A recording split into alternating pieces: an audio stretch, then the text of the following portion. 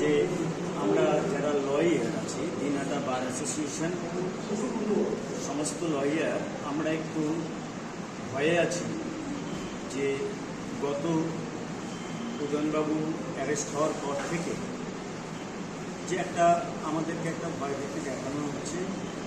এটা হয়তো জনগণ জানে না যে আমরা কোথায় দায়বদ্ধ।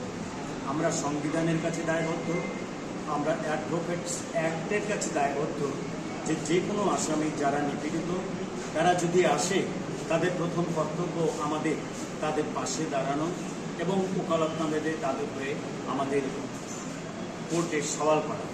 এটা আমাদের কর্তব্য। যদি না করি তাহলে কি হবে, কোনো আসামি যদি কোনো লয়ারের কাছে আসার পরে সে যদি না করে, সেই আসামি কিন্তু আমাদের বিরুদ্ধেও স্টেপ নিতে পারে। এটা আমাদের সংবিধান রাইট দিয়েছে। আমরা এখানে কোনো কালার দেখব না।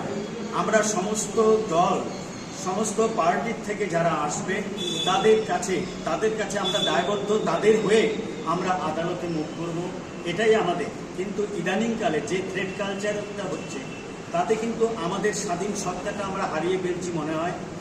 এটা কাম্য নয়। আজকে যারা ভয়ভীতি দেখাচ্ছে বা ভবিষ্যতেও দেখাবে, কার কখন বিপদ আসবে বলা যায়। প্রত্যেকটা উকিলের দরকার আছে, প্রত্যেকটা ডাক্তারের দরকার আছে। তারা যদি স্বাধীনভাবে কাজ না করতে পারে তাহলে তো এই ব্যবস্থাটাই নষ্ট হয়ে যাবে। প্রশাসন, আইন বিভাগ আছে, তারা তাদের কাজকর্ম দেখবেন। কেউ যদি অন্যায় করে তার শাস্তি তারাই দেবেন, আইন দেবেন। আমরা কিন্তু প্যারালাল একটা শাসন নিতে পারি না হাতে, এটা অন্যায়। কাজে আমরা জনগণের কাছে অনুরোধ যে সবাই একটা শান্তির বার্তা নিয়ে আসুক, সবাই যেন আনন্দে থাকুক এবং কারো বিরুদ্ধে কোনো অ্যালিগেশন নয়।